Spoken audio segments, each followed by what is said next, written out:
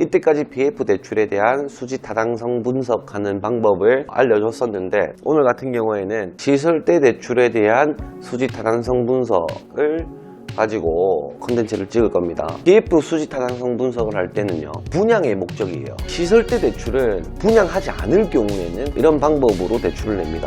내가 내 집을 지을 경우에는 판매할 게 아니에요. 분양의 목적이 아니고 대출을 받아서 공사하기 위한 목적이죠. 자, 안녕하십니까. 미치야 미친다 강성현 아키우노TV 박대표입니다. 반갑습니다.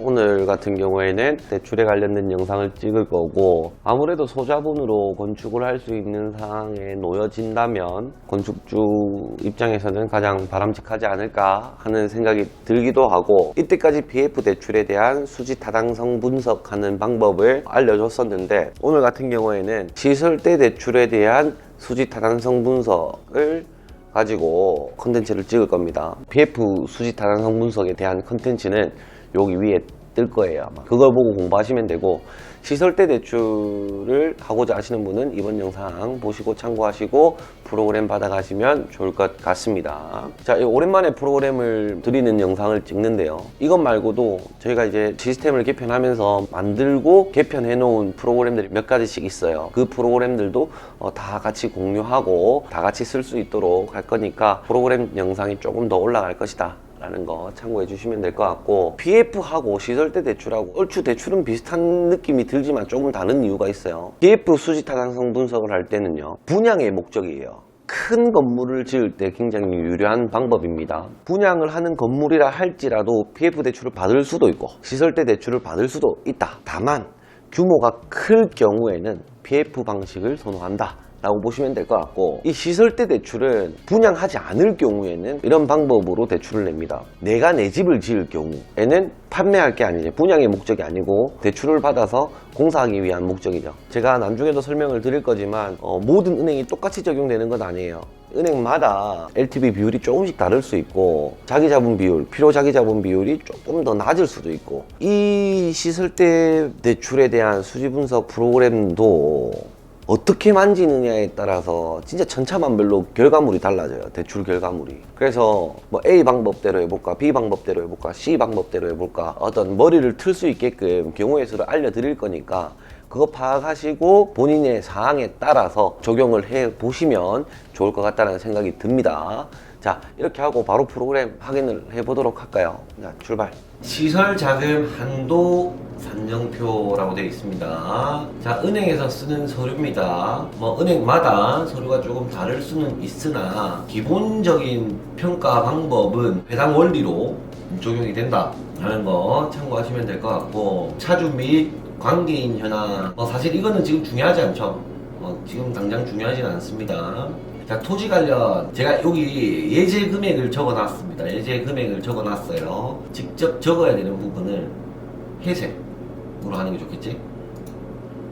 자, 이거는 직접 적으셔야 되고, 토지 감정가액이 5억이라고 가정을 했습니다. 400평짜리 전이 감정평가를 했을 때 5억이 나왔으면 약 평당 125만원 정도로 지급이 되고 있다라고 보여지는 겁니다. 매매가에 감정가가 있으면 대출을 내줄 때 매매가로 대출을 내줄 것인가, 감정가로 대출을 내줄 것인가, 정답은 둘 중 낮은 금액. 예를 들어서 매매가가 6억이에요. 감정가가 5억이다. 이게 매매가고 이게 감정가다 했을 때 낮은 금액을 채택을 한다라는 겁니다. 낮은 금액. 감정가가 5억이면 매매가 한 7억 정도, 이 정도는 돼야 좀 차이가 나는 걸로 느껴지죠. 이게 전이란 말이지.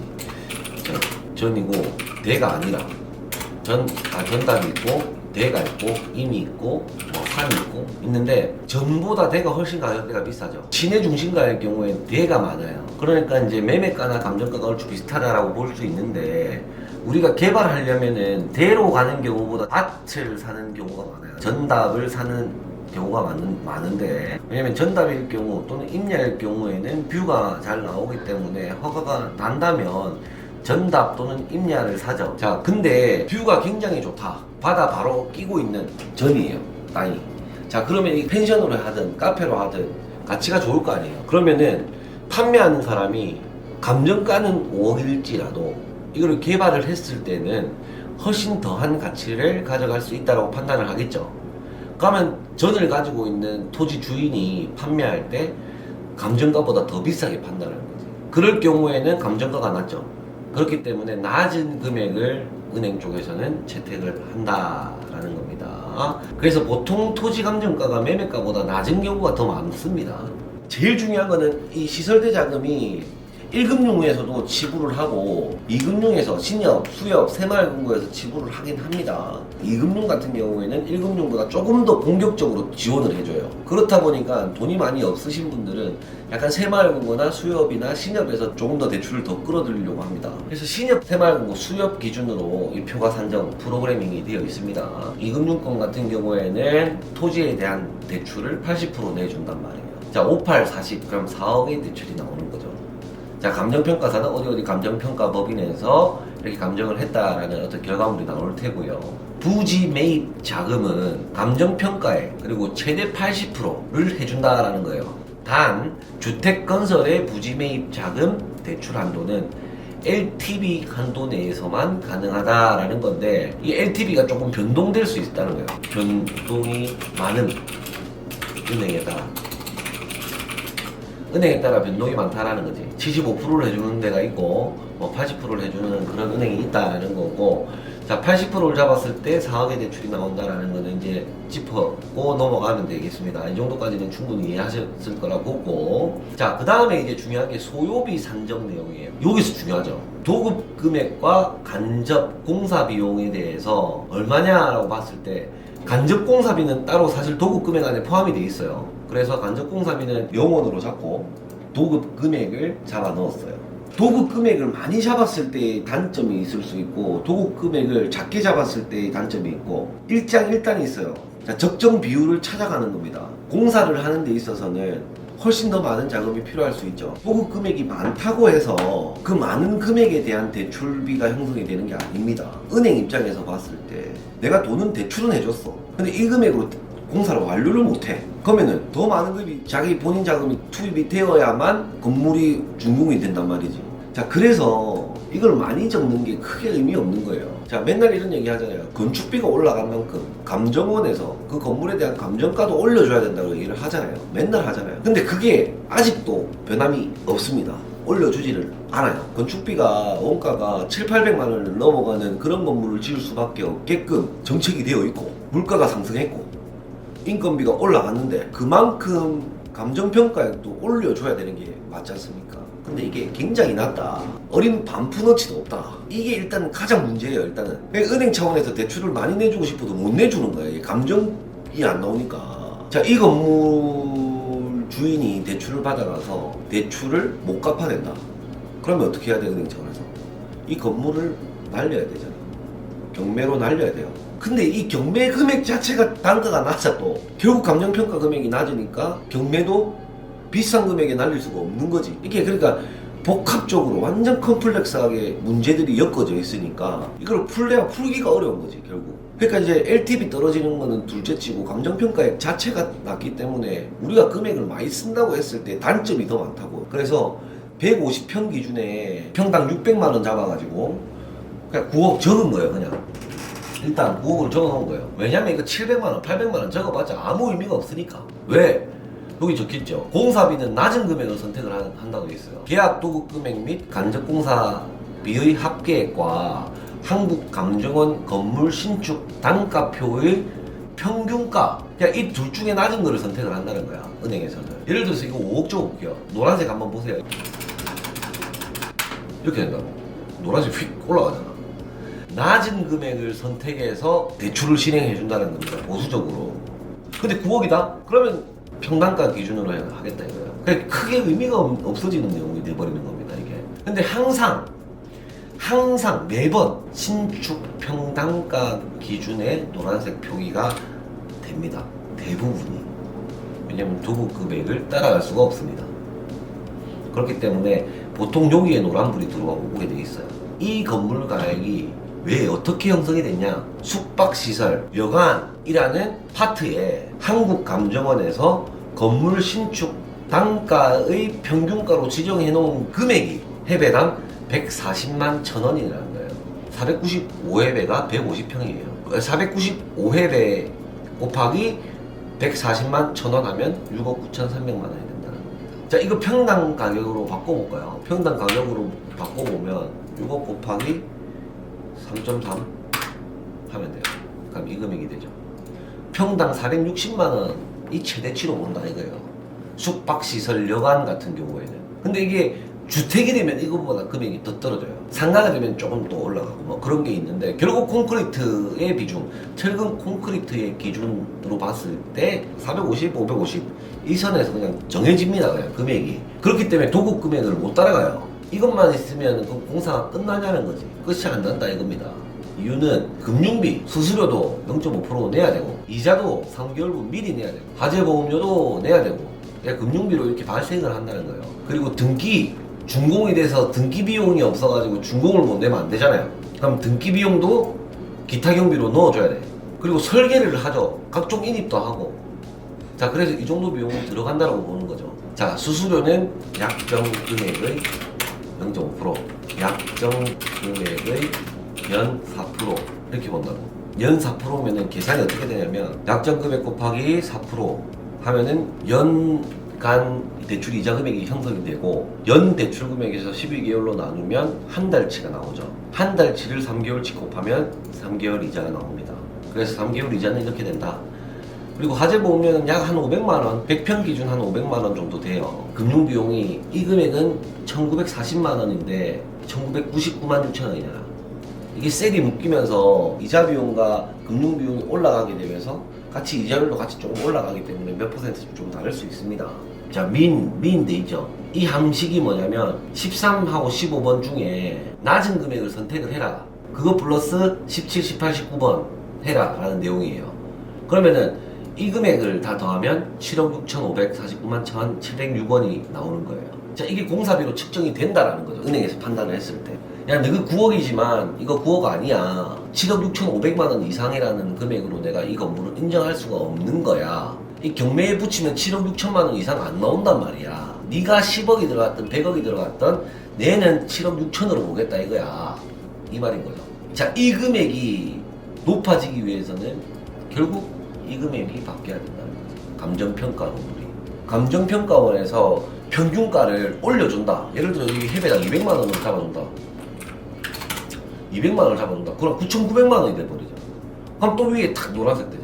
그럼 이렇게 되는 게 원래 사실 정상이잖아, 원래. 그래서 결국 이제 감정평가 금액을, 평균가액을 올리면 이렇게 9억 9천 나오고 이렇게 형성이 되는데, 현실은 뭐 이렇다. 현실은 평가원에서 평균가를 올려주지 않는다. 그러니까 올려주지 않는다라기보다 올려주지 못한다가 맞겠네요. 왜냐면 그 복잡하게 엮여있는 사항들 때문에 이 금액을 함부로 손댈 수가 없다라는 그런 계산이 나오죠.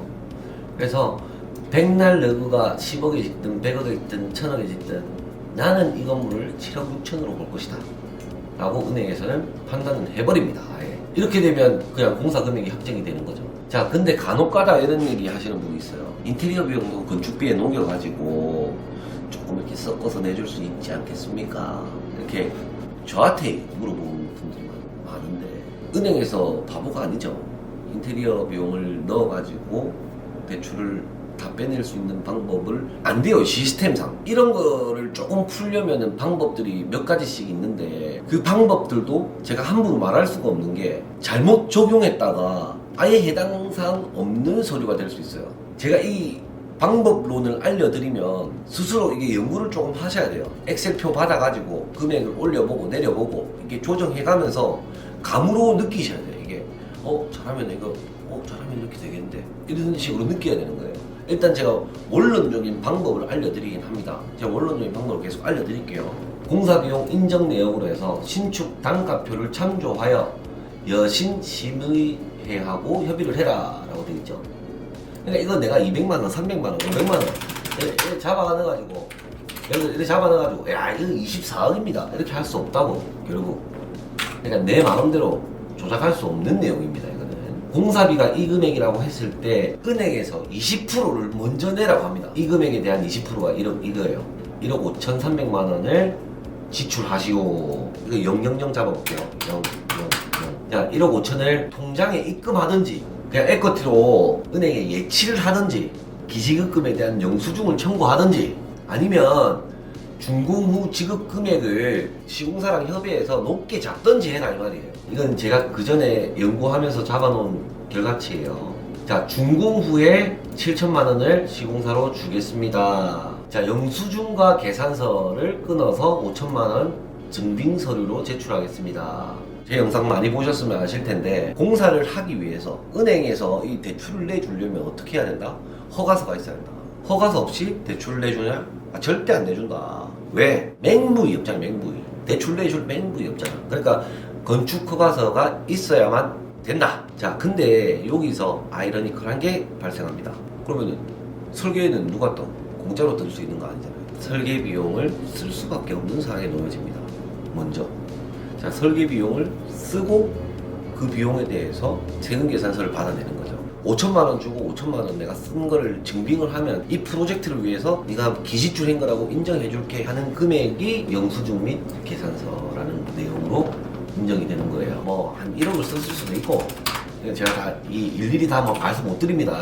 내가 5억을 썼을 수도 있잖아. 아니 맞잖아요. 이 세금 계산서 제출하면 5억을 썼을 수도 있고 5천을 썼을 수도 있고 1천만 원을 썼을 수도 있고 근데 은행이 바보가 아니기 때문에 적정선이 있겠죠. 그리고 준공 후에 내가 2억 줄게라고 했을 수도 있잖아요. 그거는 시공사랑 협의했을 수도 있잖아요. 그거는 더 이상 내가 말씀드리기 좀 애매한 부분이 많기 때문에 힌트는 많이 줬을 거라고 보여지고요. 이 금액을 잘 써내야 됩니다. 근데 은행에서 제일 좋아하는 거는 이거예요. 예치금을 입금하는 거를 가장 좋아라 합니다. 그래서 저 같은 경우에는 대출이 애매할 경우에는 1억 박아 넣을 테니까 대출을 조금만 더 풀어주십시오 할 때도 있어요. 그럼 이게 인정이 됩니다. 왜? 1억이라는 게 은행에 있잖아요. 내 돈이. 그럼 이것도 1억이라는 돈이 담보 가치가 있는 거잖아요. 현물이잖아요. 이거는. 그래서 저 같은 경우에는 사안에 따라서 금액 조정을 하죠. 자, 이렇게 했을 경우에는 자기자본 합계가 1억 7천만 원이 되죠. 이거다. 그러면 필요 자기자본은 초과했어요. 22%가 되기 때문에 2% 초과한 금액이기 때문에 이거에 대해서는 인정받습니다. 오케이, 네 필요자금, 예치금 오케이 다 인정해줄게. 20% 넘어갔어. 나머지 80% 어떻게 대출 내줄지 한번 고민해보자. 이렇게 얘기가 된다. 자기자본 비율은 20%로 내가 책정을 했는데 20%가 될 수 있고 이게 30%가 될 수 있고 50%가 될 수 있어요. 이게 기본 20%인데 50%까지 올라가는 이유는 수지 타산이 안 나오는 거지. 쉽게 예를 들어서 수지 타산이 안 나온다는 얘기가 예상 감정가가 땅값 6억에 건물이 5억이라는 거예요. 그러면 11억이란 말이죠. 근데 공사비 토지 6억인데 건물 짓는 공사비가 10억 정도. 그러면은 16억이잖아. 이게 극단적인 예예요. 극단적인 예. 은행에서는 이게 중요해요. 준공 후 대출을 내주는데 대환이 돼야 되잖아. 이게 이 건물 가치가 이 경매로 날렸을 때 빌려준 만큼 나와야 될 거 아니야. 그럼 75% 가정을 했을 때 8억 2,500 나오는 거지. 근데 공사비하고 들어간 게 16억이야. 그러면 얼마나 더 필요해? 7억 7천이 더 필요한 거야. 그러면 이제 대환이 돼야 되는데 대환이 안 되는 거지. 공사 시에 75%를 잡았어. 근데 준공 후에 60%밖에 안 나오는 거야. 이렇게 해도 대출은 절대 은행에서 내주지 않습니다. 극단적인 예인데 주택과 상가일 경우에 LTV 비율 자체가 틀리잖아. 그리고 지역에 따라서 대출 규제가 있을 수도 있잖아요. 근데 이거에 대해서 60%를 예를 들어 내준다. 그러면 어떤 상황이 벌어지냐? 기대출금 대환이 안 돼. 준공 후에 6억 6천밖에 안 나오는 거야 대출이. 공사 시에 8억 2천 잡았는데. 그러면 야 1억 6,500만 원 더 내놔라 할 수 있어. 맞잖아요. 은행에서 대출 안 오면 갚아라 그랬지. 이런 상황이다 하면 자기 자본이 한 30%로 늘어난다고. 돈 더 내놓고 시작해라 그렇게. 왜? 나중에 대환했을 때 대출이 이만큼 안 나오니까 자기 자본을 좀 더 태워야 됩니다 이렇게 얘기할 수 있다고. 근데 이렇게 평균이 20%이기 때문에 20% 잡아가는 거예요. 자, 그러면 자기 자본까지 정리가 된 상태죠. 자, 그리고 대출 가능 금액을 이제 산정을 해야 될 거 아니야. 소요 들어가는 자본 대비해서 대출금을 산정하는 방법이 있고 준공 후에 감정가 대비 대출금액 산정하는 방법이 있어요. 자, 이 방법과 이 방법 중에 어떤 걸 선택한다? 또 낮은 금액을 선택을 해요. 이거부터 볼게요. 준공 후 예상 감정가가 16억이란 말이지. 평당가 얼마였어요? 460만 원이잖아 이게. 준공하면 460만 원 어간에서 놀아요. 산정표 기준으로 잡았기 때문에 박플러스가 엄청나게 극대화되지 않습니다. 그냥 500만 원 선에서 머물러요. 항상 철근 콘크리트 같은 경우에. 대신에 땅값이 전에서 대로 바뀌잖아. 전답보다 대지가 훨씬 비싸잖아요. 농지 전용비를 내고 대지로 용도 변경을 하면서 건물이 들어서잖아요. 주소지가 나오고. 그렇기 때문에 전의 가치와 대의 가치는 다르기 때문에 이게 한 1.7배 올라갑니다. 그래서 땅값이 올라간다 해가지고 한 16억 정도 대출이 나올 것으로 보여진다는 거죠. 예상 감정가가. 그랬을 때 대출 가능 비율이 60%라는 겁니다. 이거는 은행마다 다릅니다. 건물 용도에 따라 다릅니다. 지역, 지구에 따라 다릅니다. 규제 지역에 따라 다릅니다. 60%를 LTV 산정해야 되는 곳도 있고 80%를 산정해야 되는 것도 있고 뭐 50% 산정해야 되는 곳도 있는데 지금 요 일반적으로 숙박시설은 60%, 59%, 60%에 지금 한정돼 있습니다. 옛날에는 이게 80%까지 올라갔어요. 그러니까 이제 대출비가 달라지는 거예요. 60%로 봤을 때 대지는 4억을 이미 받았잖아. 예상 감정가 곱하기 60% 마이너스 토지 대출 금액. 건물 대출로 5억 6천만 원 해줄 수 있다라고 뜨는 거예요. 자, 그리고 결정 짓지 않고 소요자금 대비 대출금 산정으로 넘어가 볼게요. 자, 소요자금 아까 얼마였습니까? 7억 6천5백만 원. 이 금액이죠. 대출 가능 비율이 78%예요. 자, 이 퍼센테이지는 우리가 돈을 얼마를 더 쓰는지에 따라서 이 퍼센테이지는 정해지는 거예요. 소요 자금에 대해서 한 78% 대출을 내준다고 봤을 때 이 금액이에요. 이 금액. 토지에 대한 대출 금액은 똑같아요. 똑같이 4억 나온다 이거야. 근데 공사비에 대한 대출 금액이 어디가 작아? 이게 더 작잖아.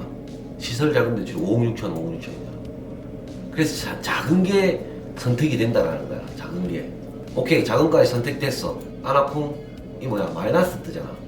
이게 마이너스가 뜨면 심의 대상이라는 거야. 대출 불발 가능성이 높다라는 거야. 3,500만 원이 마이너스가 뜨기 때문에 이거 이치해라 이렇게 뜬다.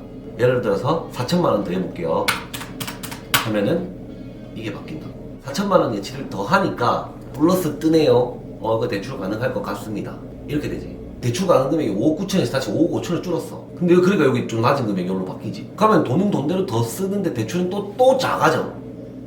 이 복잡하잖아 이게. 대출을 가장 많이 받기 위한 우선 요인으로 예상 감정가가 굉장히 높고 이 공사비도 높고 이 LTV 있지 이것도 높게 측정이 된다면 대출이 제일 많이 나와.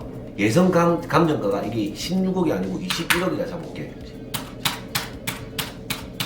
21억 잡았는데 대출 가능금이 여기 8억 6천 뜨지.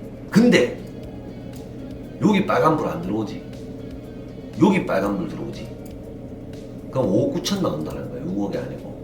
이렇게 하면 대출 적정성 검토에 2억 6천 4백만 원이 돼. 그러면 내 예측은 없어도 내 돈을 10원도 안 넣어도 대출 형성이 가능할 수 있게 되는 상황인 거야.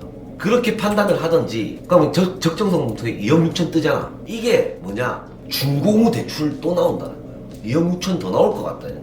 땡큐 해가지고 받아가든지. 시공비도 예를 들어서 높여볼게. 기타 비용이 2,400만 원이 아니라 1억 들어간다고 가정해보자. 그럼 대출금이 확 또 높아지잖아. 왜? 8억을 줄 것인가 6억을 줄 것인가 했을 때 6억을 선택하니까. 여기서 한 가지 더 LTV까지 높은 거야. 자, 감정가도 높고 시공비도 높고 준공후 LTV 가격도 높을 때는 이명박 정권 때하고 박근혜 정권 때는 이게 80%까지 올라갔었거든. 지금 대출금액 10억이잖아. 자, 이거 변함없지? 6억 더 대출해주는 거야. 준공만 하면 6억이 더 나와 이게. 이게 옛날에 그 얘기가 가능했던 거야. 이 금액으로 준공만 내면 6억이 더 나와. 그럼 6억이 더 나오는 돈으로 인테리어를 할 수가 있었다고. 결국 우리는 대한민국 국민이기 때문에 대한민국 법을 따를 수밖에 없다. 그래서 다시 돌아가야 된다. 어떻게? 60%. 그리고 어떻게? 이것도 이렇게 돌아갈 수밖에 없고 이것도 이 금액으로 돌아갈 수밖에 없는 거야. 그러면 대출 적정성 심의에 걸리잖아. 이거는 어쩔 수 없이 이걸 자기 자본 또 넣어야 돼. 그러면 이거를 62%까지만 하다. 63%까지. 63%까지 한다? 그럼 또 자기 자본 안 넣어도 돼. 그러니까 은행이 사정사정하는 거야. LTV도 80%고 뭐 예상 감정가도 이빨이 높고 뭐 공사비도 높고 다 높고 다 높았을 때는 대출이 제일 많이 나오는 거는 기정사실이고 비현실적이야. 비현실적 이야기야. 자, 그러면은 준공의 예상 감정가를 최대한 높여야지. 이건 누가 한다? 감정평가. 대출 비율 이거 우리가 손을 못 대잖아. 그리고 공사비도 사실 이거 이상 손을 못 대. 기타 비용으로 조금 더 설계비가 높으면 조금 더 올라갈 수 있겠지. 좀 더 비쌀 수도 있겠지. 근데 이거는 한정적이라고. 그러면 이거를 16억이 아니고 한 9억만 받아. 이 준공의 2억 더 받을 수 있는 그런 목적물이 생기잖아. 이렇게라도 접근을 해야 된다는 거야. 자선책으로. 그것도 어렵다 하면은 이거지. 이거는 은행에서 결정권자 63%가 아니고 예를 들어 70%까지 잡아준 거야. 그러면 어떻게든 1억은 또 나오잖아. 예상 감정가도 변경이 불가할 경우에. 그럼 대출 가능 비율이라도 좀 높여달라 이거야. 근데 이게 은행 재량이긴 한데 무조건 한계는 있습니다. 보통 60%가 한정인데 마지노선인데 65%까지만 잡아줘도 땡큐 아이가 이 말이야. 단 대출 가능 금액 산정에서 대출 가능액은 낮은 쪽에서 대출이 나오기 때문에 자 이거 얘기하는 거야. A, B 중에 낮은 쪽에서 나오기 때문에 소요자금 대비 대출금 산정에서 공사비가 높아져야만 대출 가능액도 높아진다는 거야. 이게 무슨 말이냐면 예상 감정가가 올렸어. 21억 올렸어. 이것도 한 70%까지 올렸어.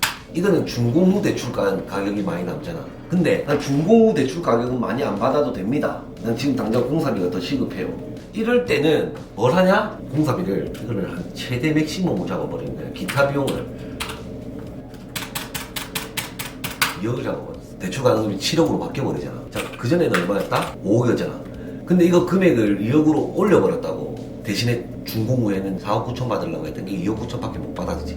자, 그렇게 하지 않을 경우에는 준공 후 가액이 남기 때문에 준공 후 잔액으로 대안이 가능하다라고 되어 있잖아. 팩트가 여기 다 있지. 첫 번째 방법이 제일 좋고 두 번째 방법, 안 되면 두 번째 방법, 아니면 세 번째 방법으로 가자. 여기에 하나 예제가 하나 들어있는데 5층 중에 1층까지 공정 20% 진행 후 시설자금 요청 시에 대출을 내주겠다는 건데 자, 여기 20% 돼 있잖아요. 이거 다 빼고 여기 넣었어. 그러면은 22%잖아. 자, 공정률 20%에 대한 시설자금 기표 가능. 20%를 기지급 자본으로 인정을 했을 경우에는 공정률 20% 이후에 대출이 나간다 이거야. 근데 현금 에크티로 통장에 입금을 했을 때 공정률 20%에 대한 시설자금이 또 대출을 내준다는 건데 이거는 크게 의미 없는 얘기. 알면은 헷갈리기만 한 내용인 것 같고 이 내용은 중요해. 밑에 이 내용.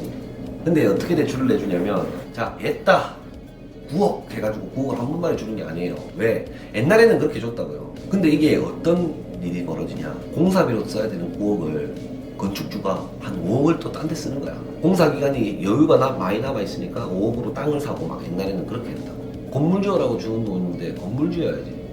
그래서 공사 공정률에 따라서 돈을 지급을 해준다는 겁니다. 30%, 40%, 55%, 70%, 80%, 90%, 100% 해가지고 돈을 지급을 해줘요. 은행 대출은 아까 5억 9천이지. 5억 9,441이 돼 있으니까 이게 반올림을 해버린다고. 이걸 다 더하면 5억 9,600만 원이야.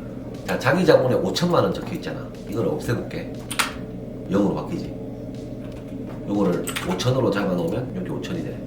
이거는 자기 자금 5천만 원이잖아. 5억 9,600만 원을 이 순서에 맞게끔 지출을 해주는 거야. 30% 되면 1억 7,700만 원 줄게요. 40% 되면 6천만 원 줄게요. 55% 되면 8,900만 원 줄게요.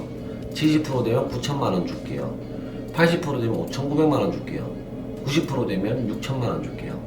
100% 됐을 때 6,100만 원 줄게요. 그러니까 총 합계 금액이 5억 9,600만 원 대출 나갑니다 라고 인정을 받는 건데 자기 자본도 같이 휩쓸려서 시공사로 나가. 이것 두 개 섞으면 이 금액이야. 이것 두 개 섞으면 이 금액이야. 이것 두 개 섞으면 이 금액이야. 이것 두 개 섞으면 이 금액. 두 개 섞으면 이 금액, 두 개 섞으면 이 금액. 그래서 섞어서 이 금액을 내준다는 거예요. 자, 그래서 기성이 나갈 때는 돈이 이렇게 착착착착착 나가는 거예요. 이렇게 1억 9,200만 원 줄게요, 6,500만 원 줄게요, 9,600만 원 줄게요, 9,700만 원 줄게요, 6,400만 원 줄게요, 6,500만 원 줄게요, 6,700만 원 줄게요. 해서 총 6억 4,600만 원 다 줬습니다. 이렇게 되는 거예요. 사실 영상을 잘 보다 보면 영상 속에 답이 있습니다. 제가 말 못하는 답들도 다 많이 넣어놨어요. 대형 프로젝트일 경우에는 금액이 너무 크다 보니까 이렇게 손으로 만지기 힘들 수도 있어요. 그 부분들은 전문가들한테 맡기는 게 좋을 수 있겠으나 아주 작은 스스로 지을 수 있는 집 또는 디벨로퍼 다마고치처럼 자기가 스스로 하려고 하는 사람들은 이렇게 스스로 작성해서 정리를 해보시면 정말 도움이 많이 됩니다. 은행에 가면 사람이 주눅들게 돼 있어요. 은행 결정권자와 소비자가 만났을 경우에는 왠지 모르게 은행 결정권자한테 잘 보여야 될 것 같고 대출 조금 더 받기 위해서 조금 빌어야 돈이 더 많이 나올 것 같고 한데 이런 규칙이 있어요. 이 규칙을 알고 은행 결정권자와 접근을 하면 대화가 조금 유도리껏 내가 원하는 쪽으로 많이 끌고 갈 수가 있어요. 아무것도 모르는 척하면서 LTV 비율 제가 한 65% 잡아주면 안 됩니까? 이렇게 했는데 알겠다 65 잡아줄게 하면 끝나는 거야. 그냥 65 붙잡고 하는 거야. 은행 결정권자 말 한마디 때문에 이 사업이 되고 안 되고 할 수가 있잖아요. 그래서 은행 결정권자들도 굉장히 말을 조심스럽게 할 것이고 어느 정도 학답을 받았다면 은행이랑 협의를 잘 볼 수 있는 그런 상황이 되는 거니까 이 서류 잘 챙겨서 받아가시면 좋을 것 같고요. 요즘에 댓글도 안 달으시고 이제 프로그램이든 원가 공개든 안 하면 댓글을 안 다시니까 의기소침해지고 아직까지 전 정보들이 너무나 많습니다. 너무 아이디어도 많으니까 많이 좋아해 주시고 구독과 좋아요 알람 설정까지 잘 해주시면 감사하겠다는 말씀 올리면서 영상 마치도록 하겠습니다. 감사합니다.